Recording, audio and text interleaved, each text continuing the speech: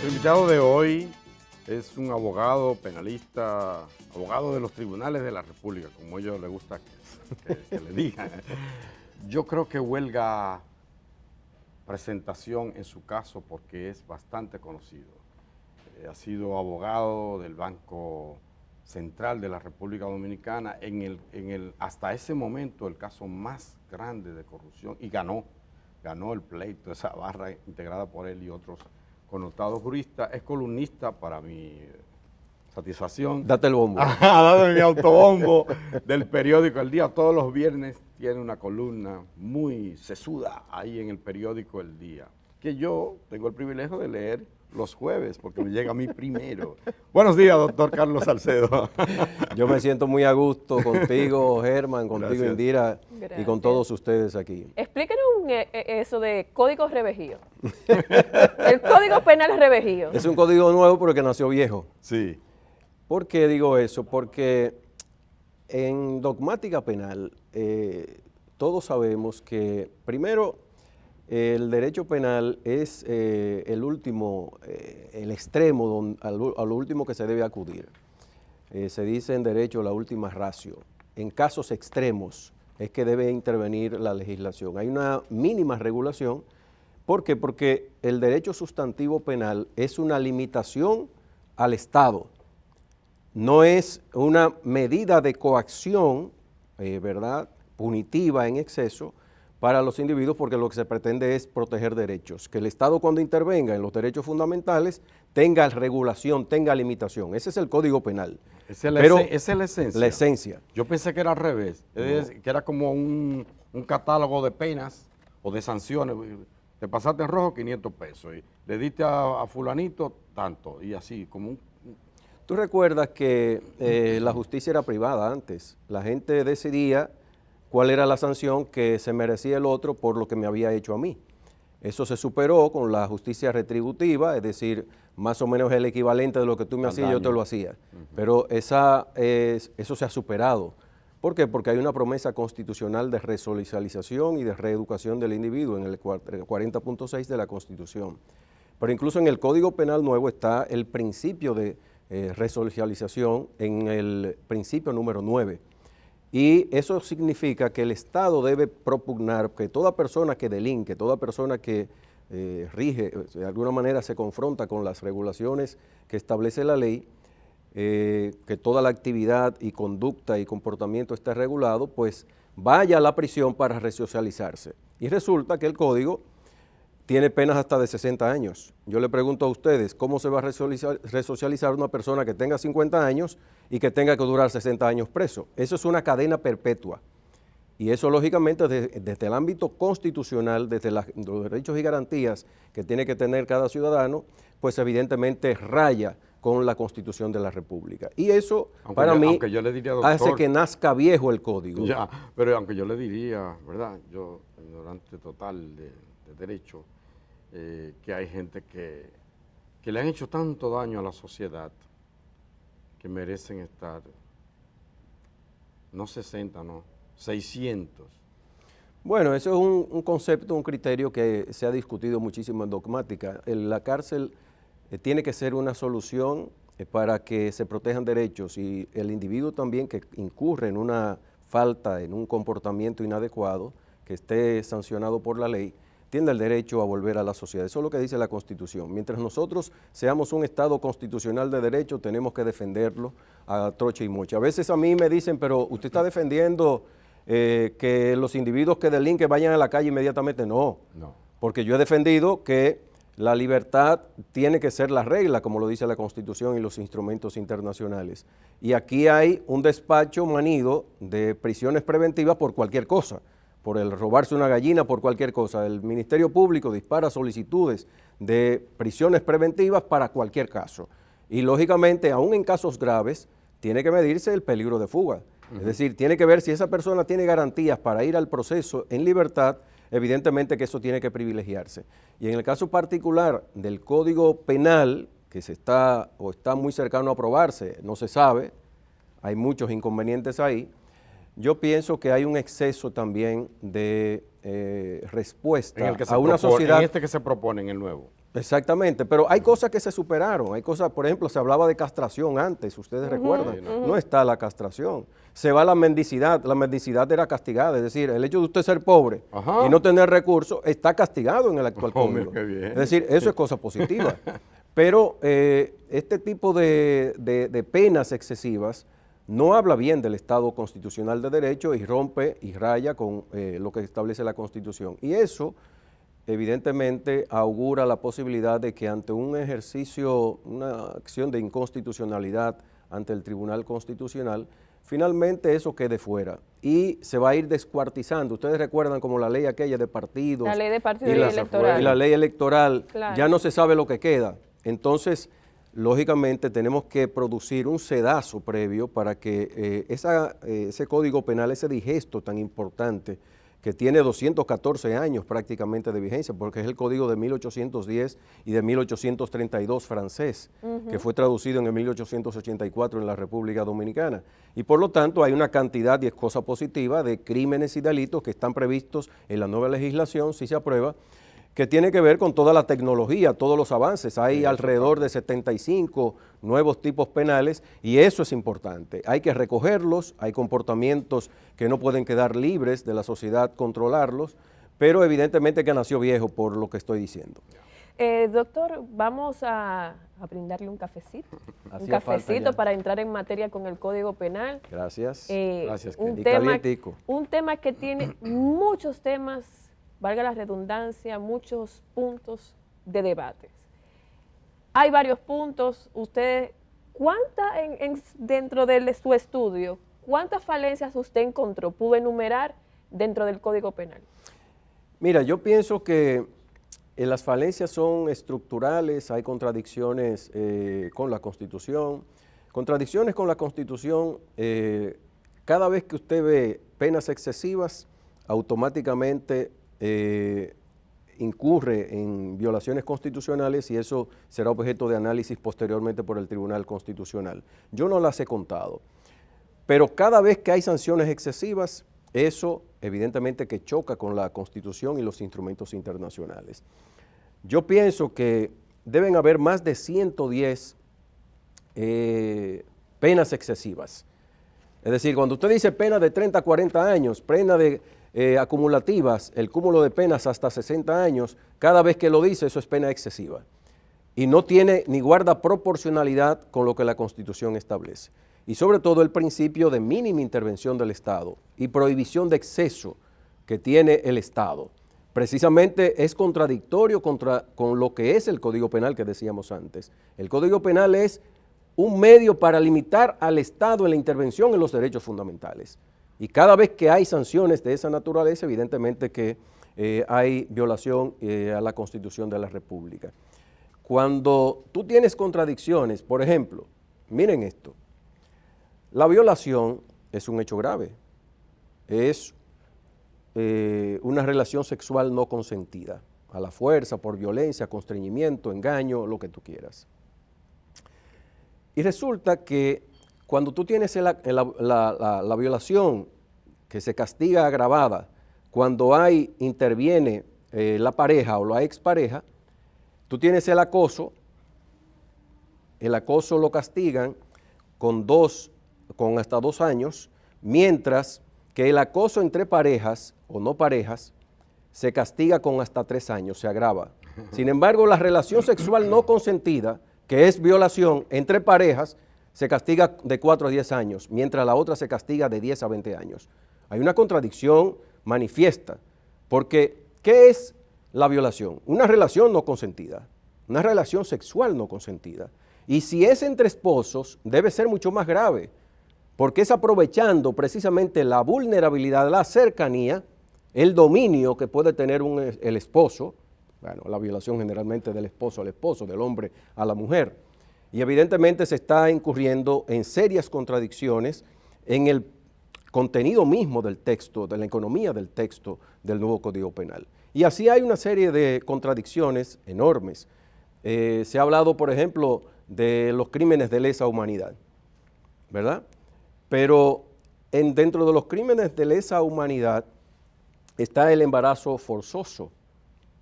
Y eso es positivo, porque eso viene de la legislación internacional.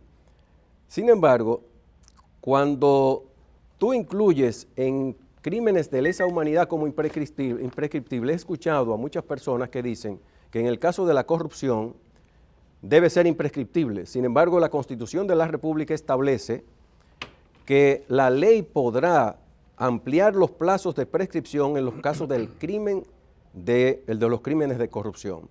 Y podrá disponer, tendrá que disponer también limitaciones en el ámbito de los beneficios procesales. ¿Eso qué significa? Que no puede haber perdón condicional de la pena, por ejemplo, en el caso particular de aquellos que cometen crímenes de corrupción. Es decir, hay una serie de incoherencias, no solamente en el código, sino también en el ámbito de los abogados y juristas que han opinado públicamente, que entienden que, y muchos miembros de la sociedad civil incluso, que debe haber una imprescriptibilidad del crimen de corrupción. Yo estoy de acuerdo que haya ampliación de plazos y el Código Nuevo, y eso es positivo, amplía de 10 años para la prescripción en el caso de la corrupción a 20 años.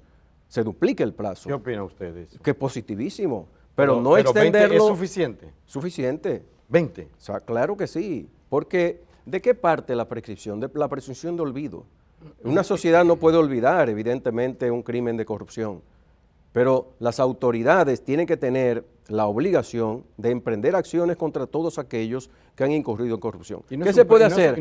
Que el plazo sea a partir del momento en el que salga del poder o de la función pública el funcionario que pueda ser perseguido. Y de esa manera serán 20 años a partir de la salida, porque puede ser que el partido en el gobierno, ¿verdad?, dure 4 años. 20 años, como pasó 20 o puede años. durar 20 años, pero va a ser muy difícil. Yo creo que en la República Dominicana, salvo las dictaduras, han durado más de 16 años.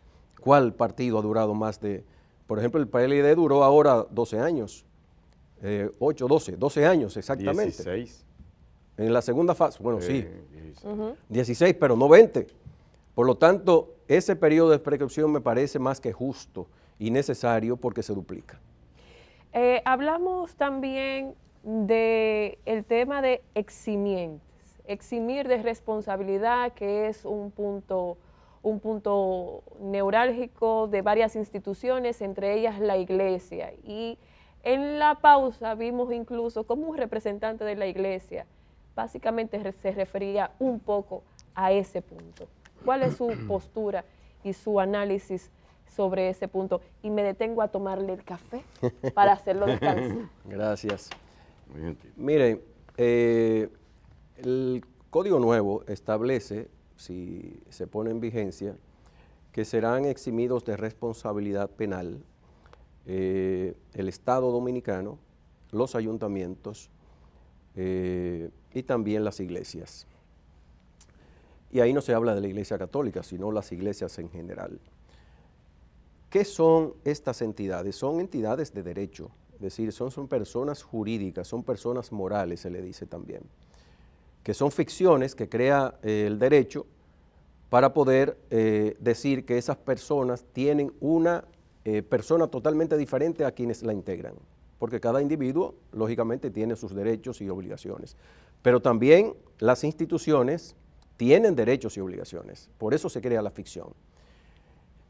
Y se ha aducido, bueno, que hay contra las iglesias, contra el Estado Dominicano, la posibilidad de sanciones civiles. Eso está en el Código Civil, eso está previsto, no hay ningún problema. El problema es cuando tú eximes a las iglesias y al Estado Dominicano y a los ayuntamientos, pero no eximes a las sociedades comerciales y a todas las ONGs que hay en la República Dominicana. Entonces eso crea una discriminación que evidentemente es aberrante y que tiene que ser cubierta, porque no podrá ir a prisión la iglesia como ente, persona moral, como ente. No podrá ir a prisión el Estado Dominicano. Si el presidente incurre en una falta, un ministro, evidentemente que ya eso es otra cosa. Pero usted tiene la multa, tiene las penas complementarias, que es una novedad en el nuevo código, ¿verdad? Tiene la disolución de la entidad. Usted dice, bueno, ¿cómo voy a disolver la iglesia? Pero yo le pregunto, un pastor de una iglesia que crea una iglesia, que bajo ese manto utiliza su nombre, utiliza el poder de Dios, la Biblia, toda la evangelización, para aprovecharse de las menores, ¿verdad? Y estuprarlas o violarlas, bajo engaño, bajo violencia, bajo amenaza, Como hay varios bajo casos ahora constreñimiento, bajo coacción, como hay casos ahora. mismo. Usted puede ordenar la disolución de esa iglesia porque fue construida, fue hecha para simplemente satisfacer los deseos sexuales desmedidos Pero de un según en la pastor. propuesta de código que hay ahora, La propuesta de código lo exime. no, lo exime. Y Lo las libera de personas eso. jurídicas tienen que ser responsables penalmente, obligatoriamente. Sí. Eso es universal prácticamente.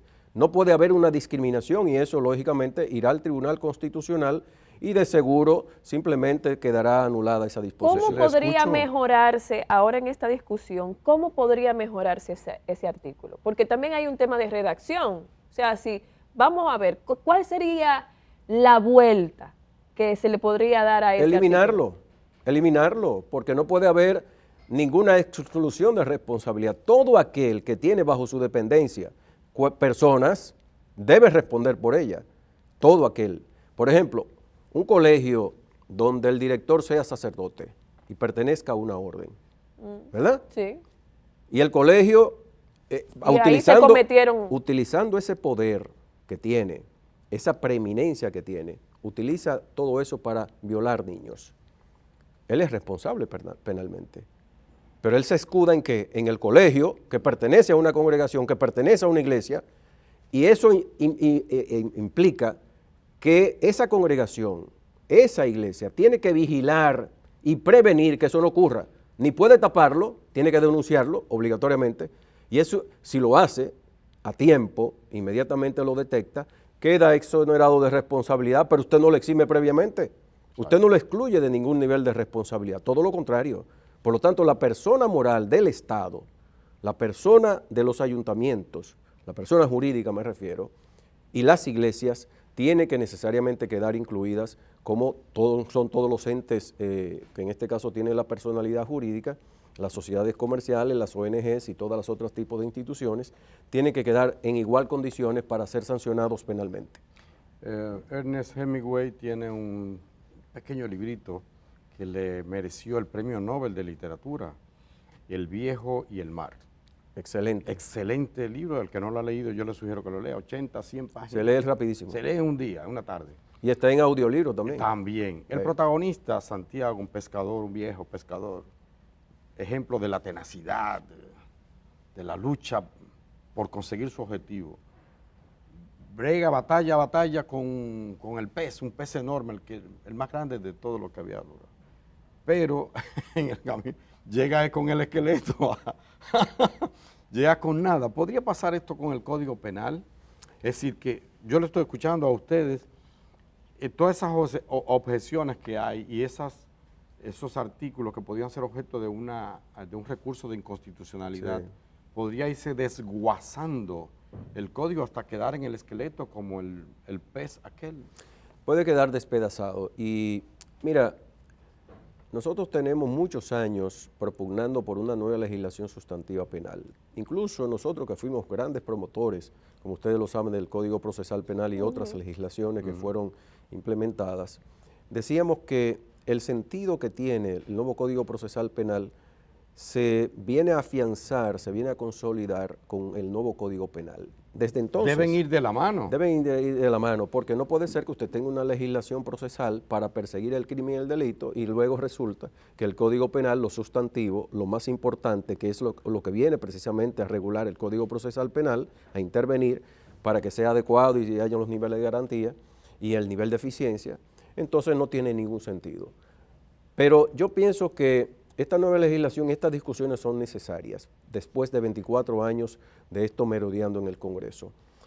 Que hay necesidad de entender que hay cosas muy positivas en el Código, todos esos nuevos tipos penales, esas nuevas infracciones son necesarias, hay que recoger conductas que el legislador siempre va detrás en la conducta y comportamiento de los ciudadanos y hay que regularlas, pero al mismo tiempo yo prefiero un código que no tenga ningún tipo de sanción contra crímenes y delitos que no están previstos en la actualidad y que mañana quede la mitad del código, porque esos nuevos tipos y delitos se van a ir por exceso de punibilidad o por un panpunibilismo, ¿verdad? por una sanción que tiene el Código Sanción Penal. para todo, para sancionarlo todo. Entonces, cuando nosotros no tenemos claro, como parece que no lo tienen los legisladores, que hay buenísimos legisladores ahí, que tienen buenas intenciones, que han hecho un trabajo enorme, pero yo creo que hay que hacer un ejercicio de depuración. Bueno, hay muchos técnicos, incluso en las vistas públicas que fueron masivamente participativas,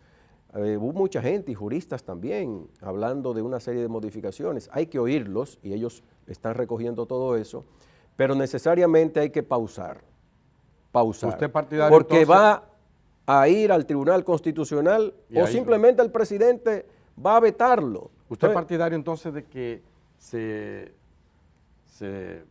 que se vaya con menos prisa?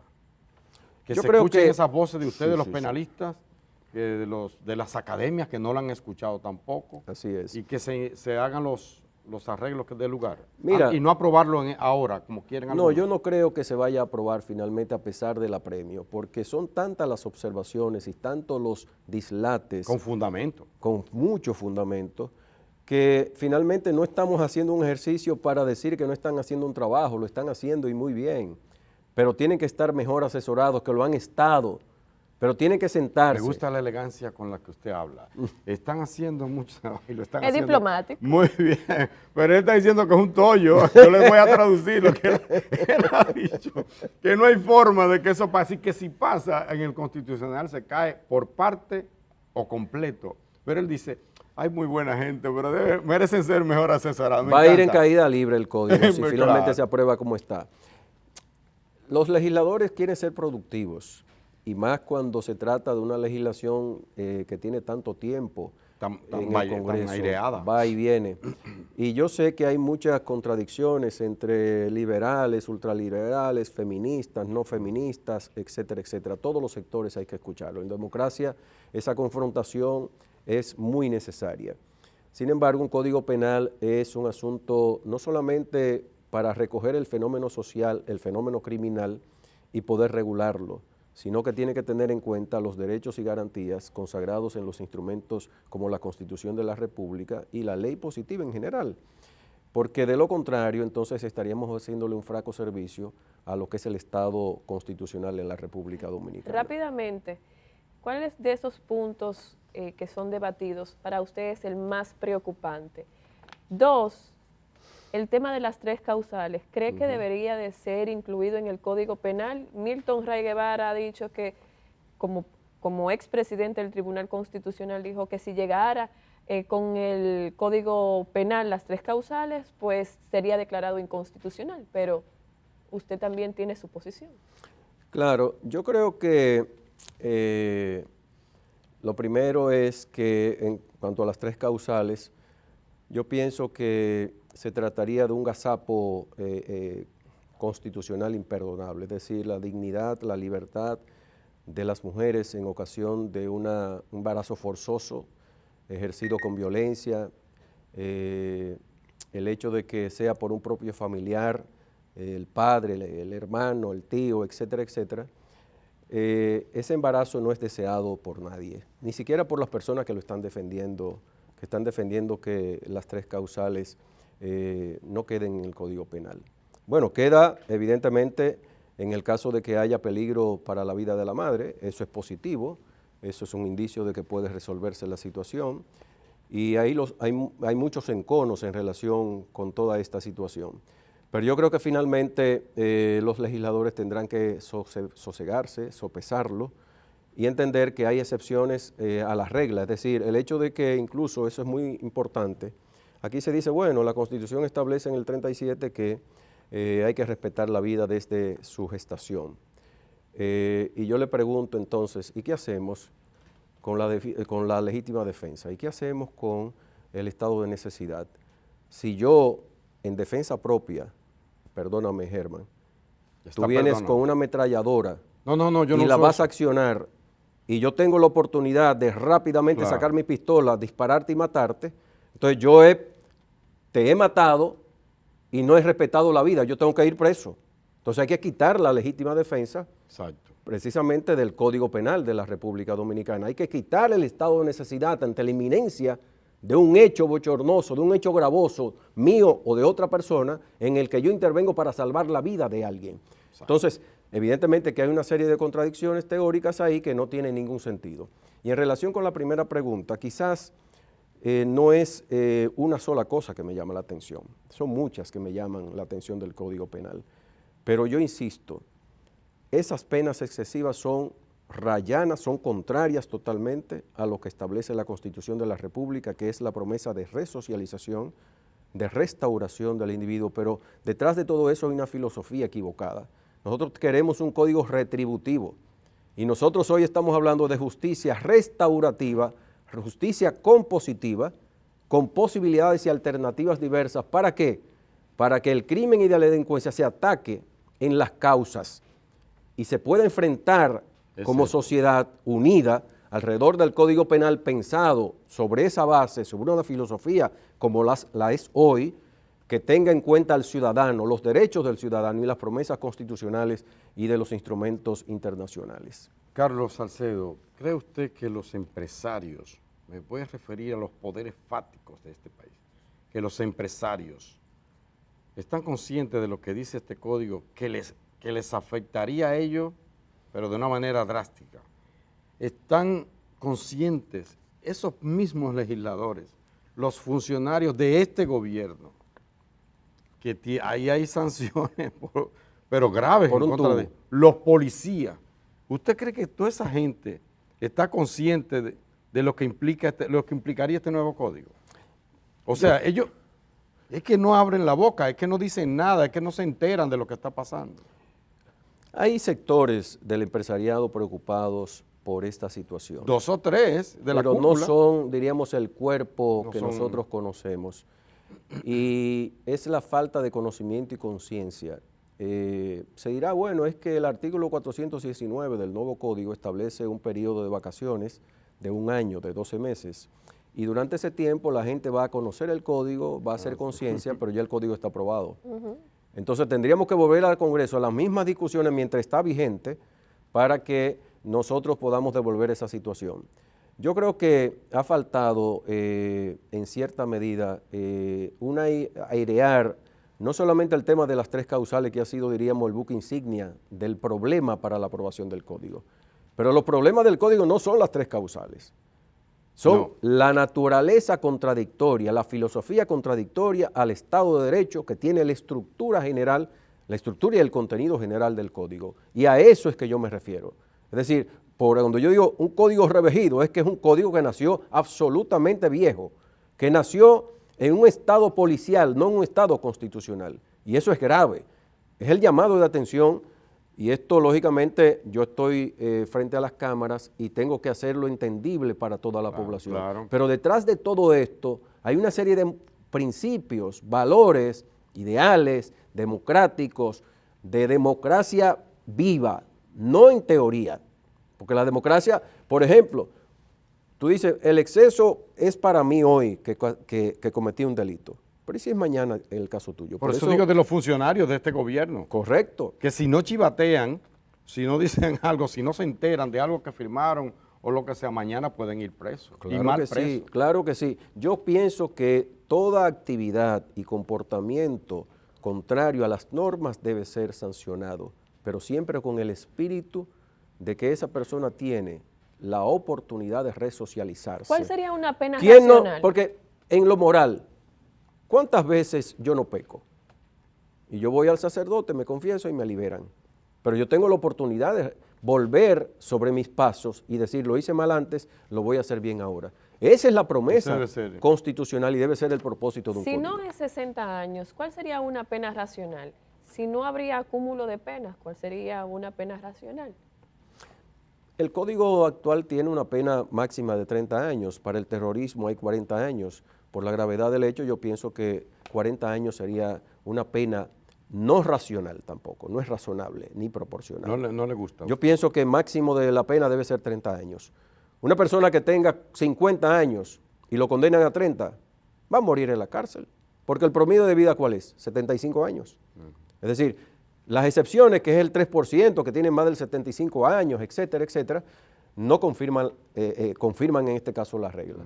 Por lo tanto, no podemos caer en el excesivismo, no podemos caer en los casos extremos para regular lo ordinario, porque sería contrario efectivamente a lo que Usted nosotros... siempre, me consta porque lo he entrevistado, ¿cuántos años llevamos? Muchos años.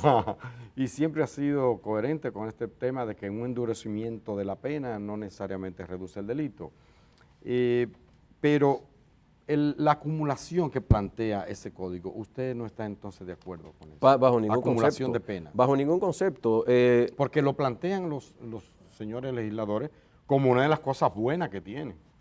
Yo te voy a preguntar, en Estados Unidos donde existe el cúmulo de pena, ¿se han resuelto los problemas de criminalidad por eso? ¿Y en el mundo entero donde hay pena de muerte? No. Es decir, eso no es la solución a la criminalidad, al contrario, al contrario. Yo pienso que en la actualidad hay una salida en el código actual, y lo puede haber en el nuevo código también, que es el cúmulo de infracciones. Hay un cúmulo real que es cuando varios hechos se cometen y hay varios tipos penales. Y hay el cúmulo ideal de infracciones, que es cuando hay un solo hecho que genera varios tipos penales. Se castiga, en el caso del cúmulo real de infracciones, se castiga con la pena máxima, aunque hayan varios tipos penales. ¿Y cuál es la pena máxima? 30 años, más que suficiente. Bueno, Carlos Salcedo, estamos más que agradecidos de esta entrevista. Yo creo que arroja luz. Un llamado, si puede hacer una síntesis, un llamado final, qué sé yo, a los legisladores, a la sociedad, a la Presidenta de la República sobre este caso del código. Mira, si aprueban el código, el Presidente de la República no tiene otra alternativa que no sea vetarlo. Y los legisladores tienen que saberlo. Yo creo que el Presidente tiene la total y absoluta seguridad de que está defendiendo en este caso por lo que él está en la Presidencia de la República. Ser eficiente y garantizar derechos. Y el Presidente de la República tiene que estar por encima de un llamado de lesión permanente a los derechos fundamentales de la gente en exceso, y eso está prohibido por la Constitución y los instrumentos internacionales. Por lo tanto, los legisladores tienen que verse en la cara del presidente, en el oído, en el pensamiento del presidente, para saber que lo van a vetar. Y si lo van a vetar, entonces tómese su tiempo para que finalmente salga un código lo más depurado posible. Vístame despacio, que voy deprisa. Muchísimas gracias, Carlos Salcedo, abogado, penalista que ha estado aquí con nosotros. Pero recuerden que hoy es viernes y los viernes son de, tú sabes. Sí, de chabacaneo. No, hay de cosas serias, pero también de cogerlo relax. Y a continuación viene Maribel Contreras y su invitado, como cada viernes con nosotros. De parte de Indira Suero, Indira Navarro y un servidor, nos despedimos por esta semana. Nos encontramos el próximo lunes. Chao.